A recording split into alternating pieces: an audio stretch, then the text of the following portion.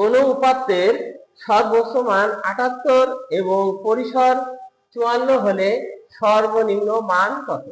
এই ধরনের এমসিকিউ প্রশ্ন এসএসসি পরীক্ষা এবং নির্বাচনী পরীক্ষায় প্রায়ই আসে। তো এর উত্তর করতে হলে আমাদেরকে জানতে হবে পরিসরের সূত্র।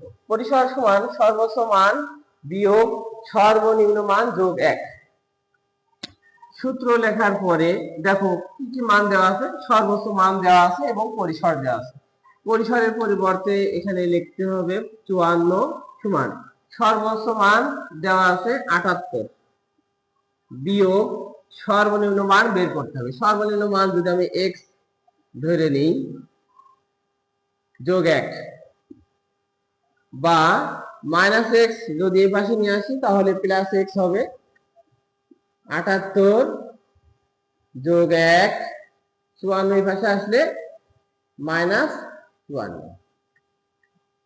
অতএব x সমান, তাহলে 78 এবং 1 যোগ করলে হয় 79, 79 থেকে 54 বিয়োগ করলে হবে 25। অর্থাৎ সর্বনিম্ন মান হবে 25।